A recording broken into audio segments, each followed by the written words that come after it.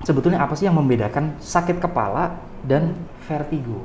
Perbedaan dari nyeri kepala dan vertigo adalah dari perbedaan sensasi, Dok. Tapi yang muda-muda ini juga banyak yang suka sakit kepala, terutama anak-anak kuliah, Dok. Nih. Kalau misalnya pada pasien yang kayak kuliahan kan banyak faktor juga ya, Dok, ya. Betul. Atau mungkin ada permasalahan lainnya. Masalah lainnya tuh masalah apa, Dok? Masalah hubungan percintaan Ya, sebagainya. Oh, salah satunya salah ya. satunya, Oke. Dok. Jadi karena ini kuliah ini, wah ini teman-teman yang ada di studio ini juga sepertinya mengangguk-angguk bahwa masalahnya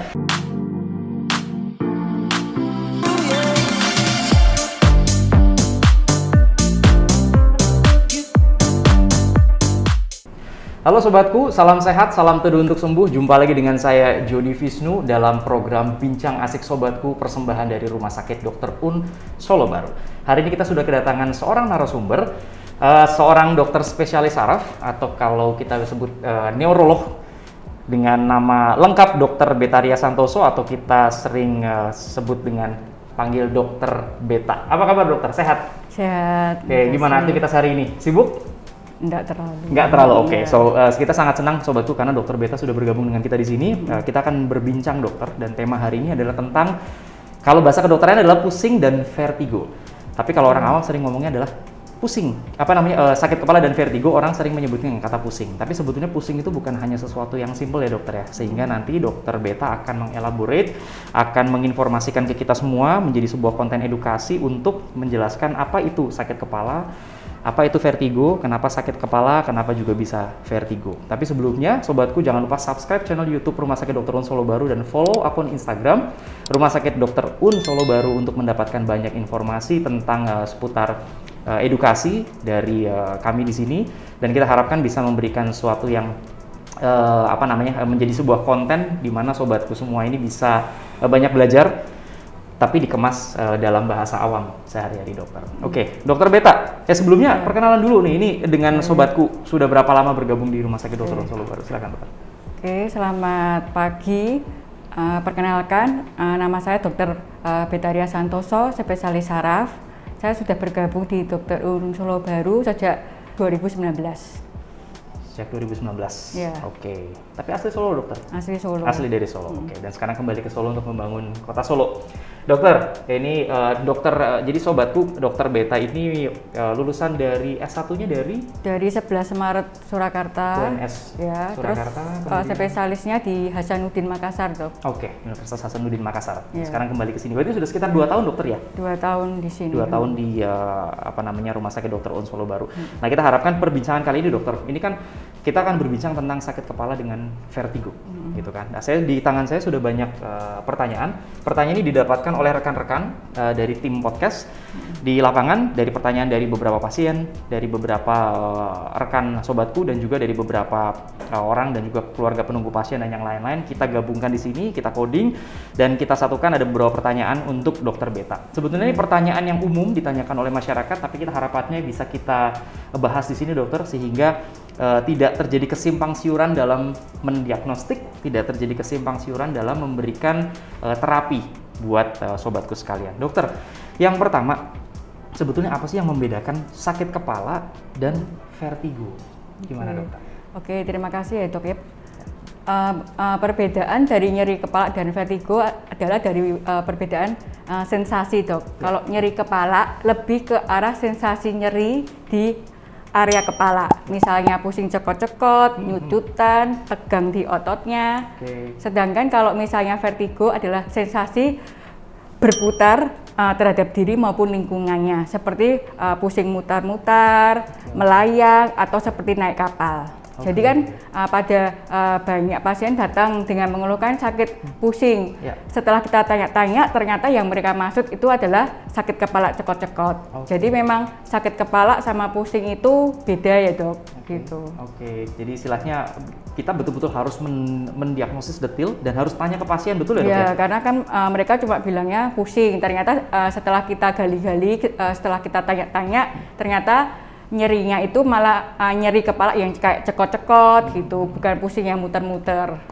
Dan nyeri kepalanya gimana dok? Ada beberapa misalkan nyeri kepala di depan, kemudian ada yang di samping dan yang lain, itu kan juga sesuatu yang berbeda. Ya kan memang banyak macam ya nyeri kepala itu ya, bisa nyut-nyutan, bisa seperti kayak ditusuk-tusuk atau seperti terikat atau seperti menjalar sampai ke leher kan juga beda-beda macam-macam dok gitu. Oke. Ya. Dan itu apa namanya wajar kalau misalnya mereka datang ke dokter dan kemudian dokter akan bertanya lebih jauh ya dok ya, atau kita analisis lebih lanjut dulu sih. Betul, kita akan tanya. Jadi nanti sobatku yang datang ke dokter dengan keluhan pusing atau sakit kepala atau apapun itu ya nanti kalau kita tanya lebih detail ya otomatis kita harapkan bisa menjawab dengan cukup gamblang ya, cukup rinci istilahnya juga supaya kita bisa mendiagnosis dengan hal yang dengan lebih tepat gitu kan. Karena sakit kepala dengan vertigo itu pada dasarnya kan ini ya dok ya, bisa merupakan salah satu gejala dia ada penyakit apa yang lain. Itu biasanya pengalaman dokter gimana dok? Bisa, kalau misalnya ada pasien dengan darah tinggi dok misalnya, itu kan juga sering mengeluh seperti nyeri kepala sampai seperti kayak mau pecah atau mungkin nyeri di tengkuknya itu juga bisa.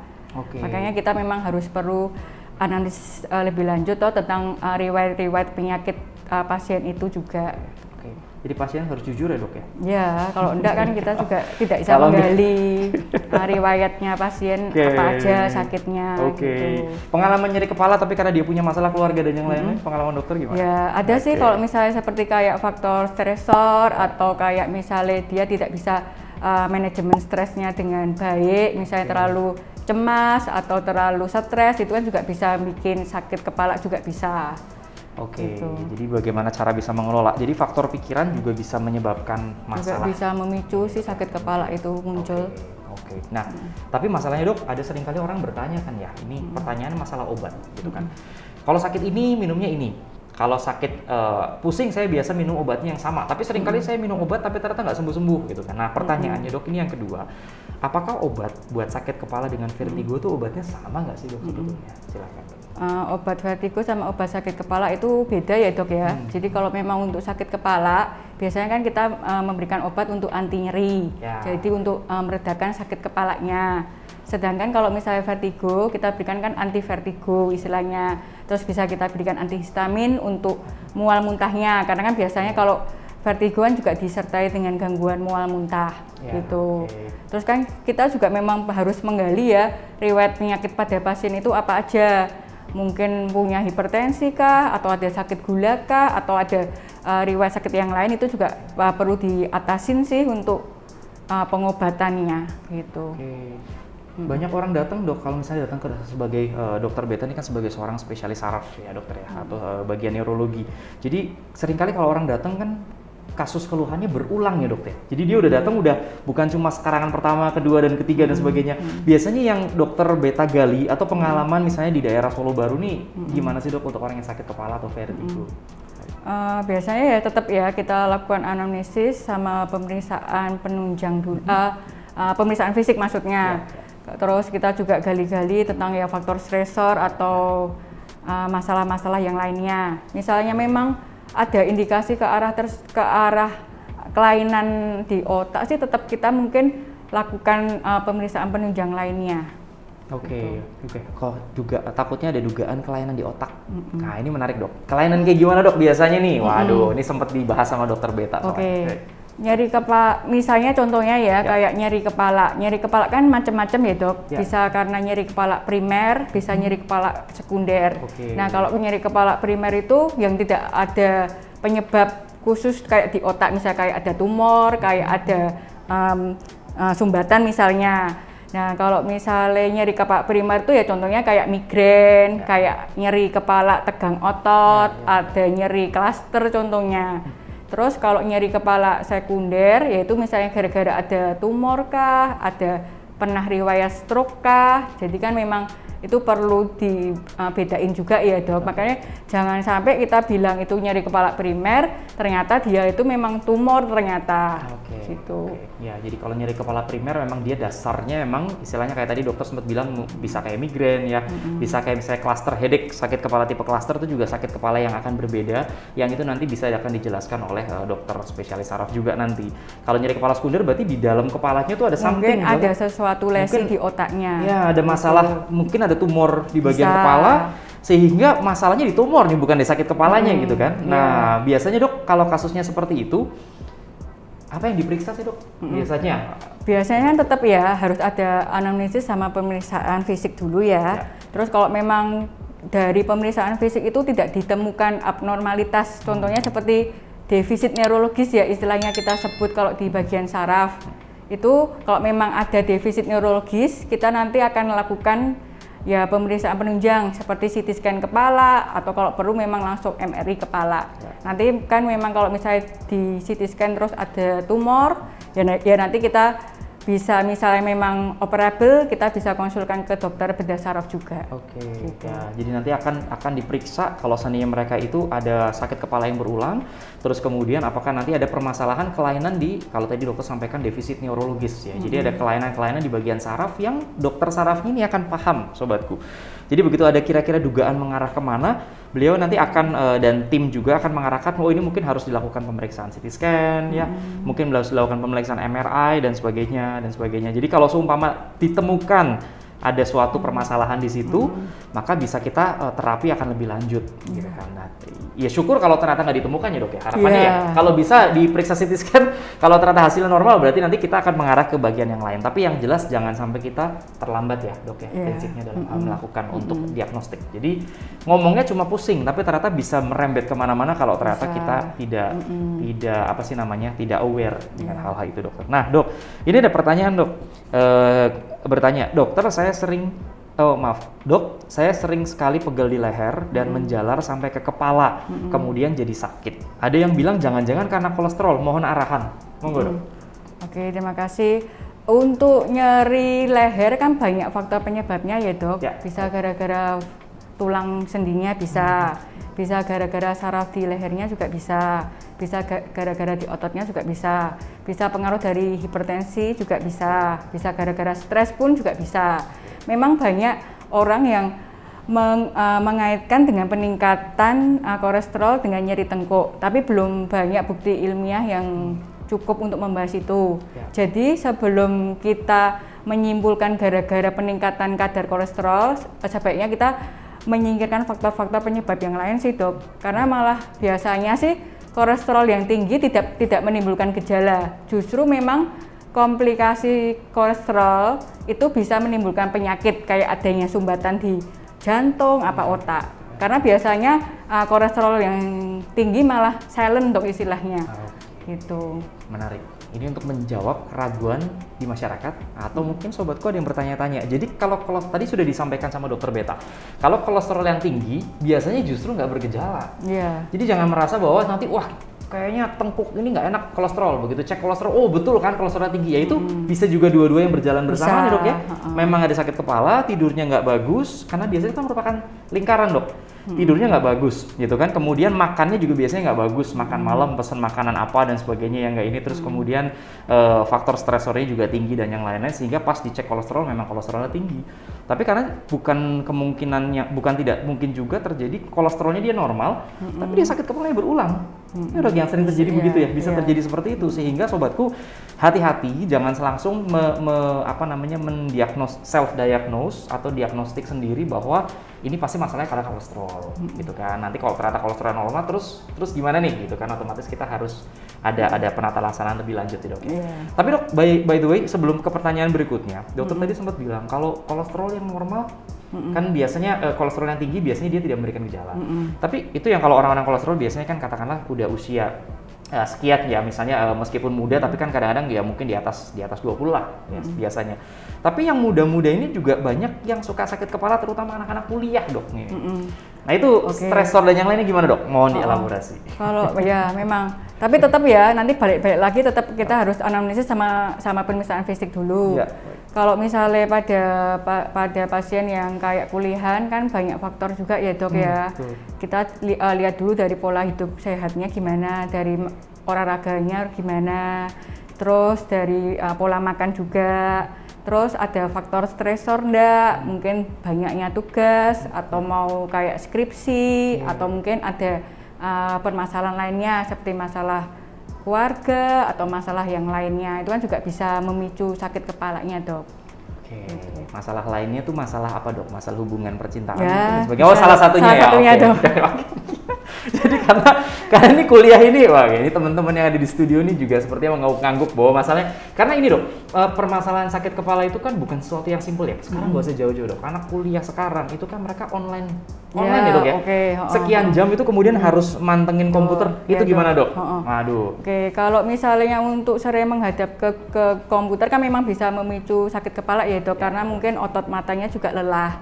Makanya sih kalau misalnya memang cenderung lebih sering online pakai laptop main HP, biasanya kayak selingi dok. Jadi 30 menit lihat laptop, kalau bisa 1 menit itu kayak lihat ke arah keluar ke alam atau apa biar lebih fresh istilahnya. Karena kan bisa karena otot matanya lelah, jadi bisa memicu sakit kepala juga bisa. Oke.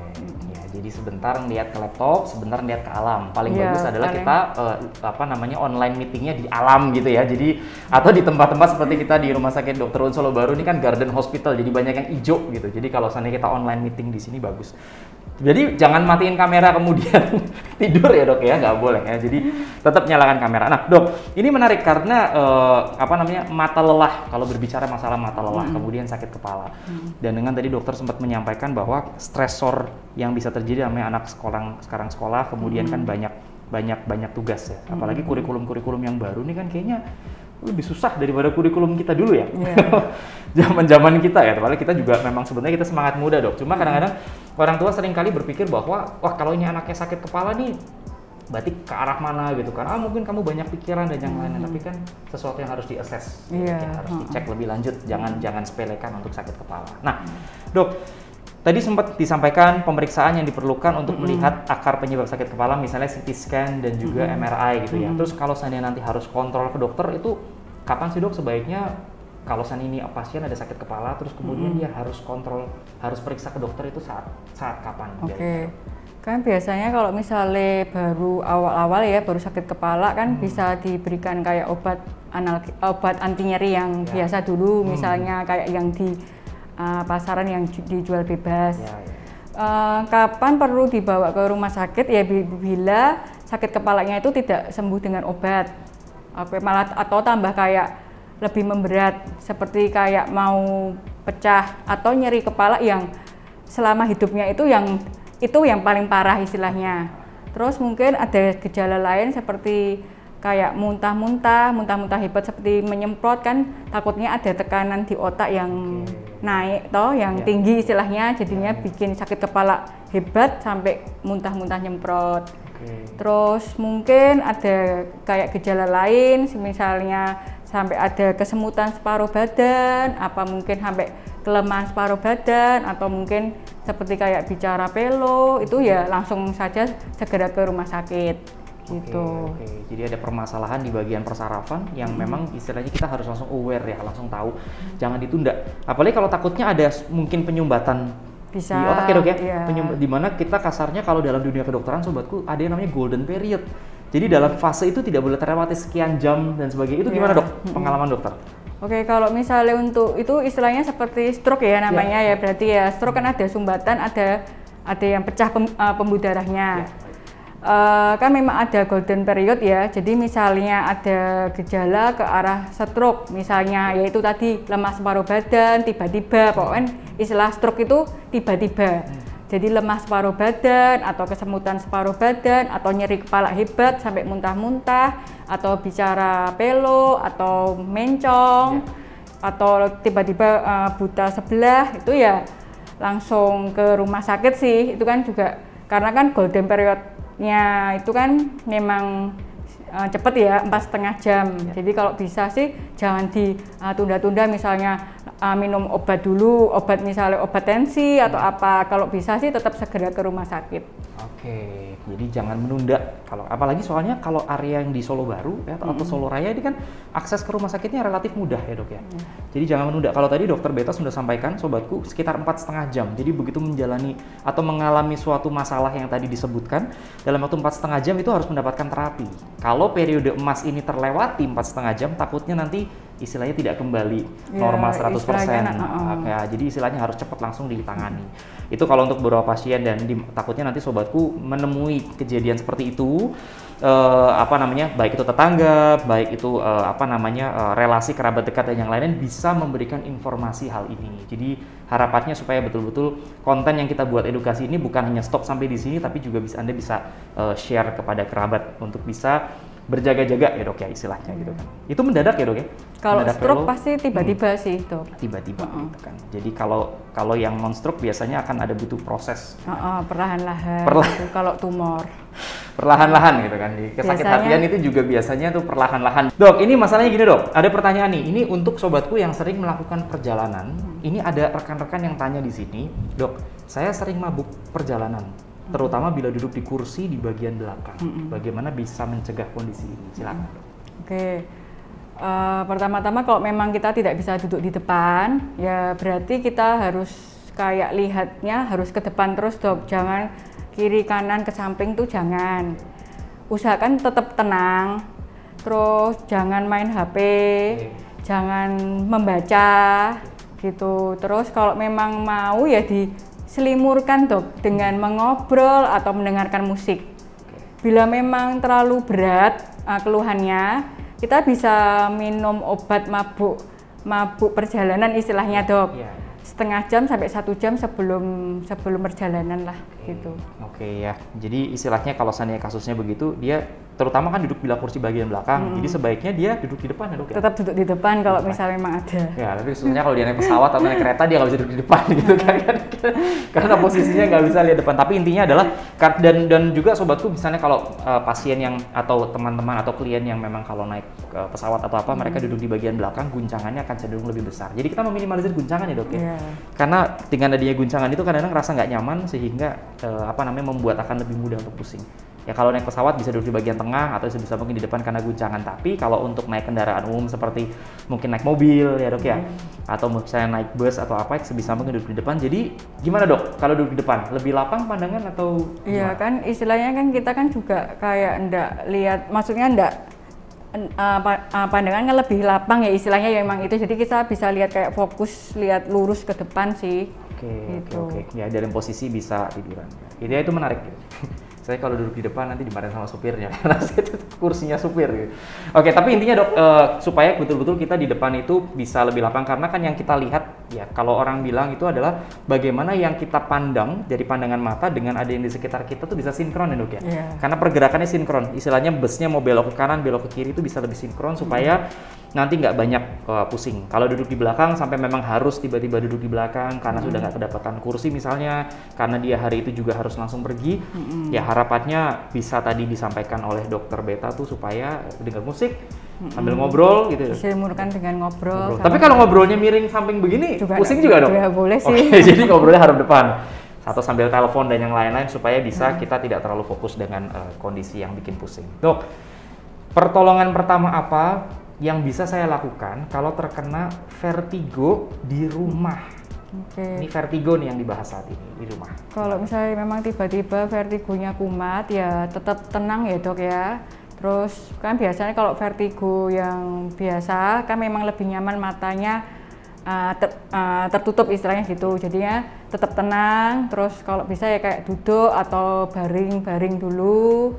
Terus perubahan posisi juga jangan terlalu cepat-cepat ya, perubahan posisinya dari kepalanya itu juga jangan terlalu cepat-cepat. Terus kan kalau misalnya pada pasien dengan yang biasa sudah sering terkena vertigo kan biasanya punya obat anti vertigo, itu juga bisa diminumkan. Cuma kalau memang vertigonya tambah berat, muntah-muntah hebat, atau disertai gejala yang lain seperti tadi yang kesemutan separuh badan, atau misalnya bicara pelo, atau muntah-muntah hebat, ya langsung saja pergi ke rumah sakit gitu. Karena kan juga ada ya dok ya, vertigo kan juga ada yang perifer, ada yang sentral. Jangan-jangan itu bukan karena vertigo yang biasa, mungkin gara-gara stroke bisa juga gitu. Nah tapi berhubung karena dokter Beta sudah menyebut vertigo sentral dengan perifer, nah meskipun bahasanya sedikit kedokteran, tapi minta tolong dijelaskan dok, karena vertigo kan berarti bukan cuma asal muter ya udah begitu gitu kan. Tapi kan ternyata memang bisa dibedakan. Nah, monggo dok, silakan sedikit dijelaskan. Oke, emang ada dua jenis ya, vertigo perifer sama vertigo sentral. Nek vertigo sentral ya tetap mungkin ada sesuatu di otaknya, mungkin ada pecah pembuluh darah, mungkin ada tumor di posteriornya, mungkin di otak kecilnya, itu juga bisa bikin pusing juga.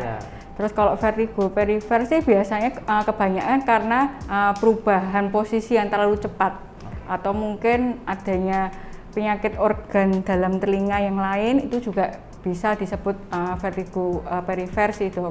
Oke, gitu. Baik ya, jadi istilahnya adalah bukan cuma kita mendiagnosis vertigo biasa, tapi nanti dari dokter saraf sendiri akan mendiagnosis lebih detail supaya nanti pemeriksaannya kita ke arah mana. Dan soalnya kalau sakit kepala kadang orang masih bisa mencari obat sambil mata dibuka tapi nyut-nyutan ya. Tapi kalau seandainya orang vertigo kan kadang sampai nggak bisa, mata ditutup ya, betul-betul karena dikit sedikit dia muter, jadi kadang butuh asisten atau ada yang ngebantu untuk mencarikan obat dan sebagainya. Nah tapi berhubung di Rumah Sakit Dr. Un Solo Baru ini kan juga ada layanan telemedicine. Ya jadi sebetulnya sobatku ini kalau daripada bingung misalnya dalam kasus serangan atau apa, bisa juga menghubungi layanan telemedicine ya dok ya? Bisa. Untuk bisa kontak dengan dokter Beta langsung. Bisa. Jadi apa namanya, akan lebih aman layanan telemedicine Rumah Sakit Dr. Un Solo Baru itu akan menggunakan fitur dari WhatsApp video call. Nanti akan ada kontaknya yang juga bisa dihubungi oleh sobatku sehingga nanti bisa berkomunikasi langsung dengan dokter yang akan menangani di situ. Jadi supaya nanti mungkin takutnya nggak mau ke rumah sakit karena posisinya sendirian di rumah, tidak ada yang bawa kendaraan. Kita pun kalau kondisi vertigo sebisa mungkin memang jangan bawa kendaraan ya dok ya. Takutnya nanti kalau terjadi suatu serangan maka akan berbahaya, membahayakan diri kita dan membahayakan diri orang lain juga. Nah dokter, ini ada pertanyaan, tadi kan dokter sudah sampaikan apa yang bisa dilakukan kalau terjadi atau terkena serangan vertigo di rumah. Bagaimana dengan, dok saya dengar ada latihan untuk bisa mengurangi vertigo, itu biasanya kayak gimana dok latihannya? Itu kan sebenarnya sesuai dengan jenis vertigonya masing-masing ya dok. Cuma memang ada latihan yang paling simpel yang bisa kita lakukan sendiri di rumah. Namanya latihan Brendarov. Itu nanti untuk bisa tahu langkah-langkahnya nanti bisa dicek lebih lanjut ya dok. Oke. Jadi itu latihan ya, itu nanti akan dicantumkan. Dokter Beta nanti akan memberikan catatan latihannya. Nanti bisa diklik di link yang tercantum pada layar di sini ya. Ada yang ada. Di mana linknya? Di atas. Oke, linknya ada di atas. Nanti bisa. Karena ini merupakan suatu bentuk edukasi di mana latihan ini sangat simpel ya dok ya? Iya. Bisa dilakukan di rumah? Bisa dilakukan di rumah. Biasanya kita lakukan 5 kali siklus itu pagi, siang, malam. Gitu. Selama 2 minggu. Untuk pasien yang seperti apa dok kriteria yang bisa latihan? Untuk pasien yang vertigonya yang ke arah vertigo perifer sih dok. Itu bisa dilakukan. Yang sering naik kendaraan kemudian itu bisa juga dilakukan. Bisa juga. Dan kemudian apakah kalau dia sedang serangan bisa dilakukan? Nggak usah, malah nanti micu sih, makin pusing. Jadi istilahnya istirahat dulu aja. Gitu. Jadi latihan ini kita latih gini dok ya. Berarti kalau biasa emang dia gampang pusing dan dia memang mungkin takutnya harus sering perjalanan darat karena dia mungkin harus mengajar dan yang lain-lain perjalanan, dia bisa latihan sendiri di rumah. Nah ini nanti link yang nanti akan kita sampaikan di sini akan berguna untuk sobatku yang mungkin mau untuk keluarga atau mungkin untuk sobatku sendiri atau mungkin kerabat dan yang lain-lain bisa dibagikan pada rekan-rekan. Mungkin saya harus ikutan latihan itu dok, karena sering kali saya selalu bawa obat vertigo di tas gitu kan. Dan itu dipicunya kalau dalam kondisi kepanasan. Bisa ya dok ya? Kondisi kita lagi panas terus kemudian bisa juga terkena vertigo dan yang lain. Oke. Dok, ini pertanyaan yang terakhir sebelum untuk menutup bincang asik sobatku hari ini. Pesan dari dokter Beta sebagai seorang dokter saraf untuk terhindar dari serangan vertigo dan juga terhindar dari serangan sakit kepala. Gimana dok? Kalau untuk vertigo berarti ya istilahnya jangan perubahan posisi kepala itu juga jangan cepat-cepat dok. Misalnya dari tidur ke duduk juga perlahan-lahan istilahnya. Terus misalnya tidur juga bantalnya tetap harus kita tinggikan tapi sedikit aja, jangan tinggi-tinggi. Terus tidurnya harus cukup dan baik ya dok ya istilahnya. Cukup dan baik gimana dok?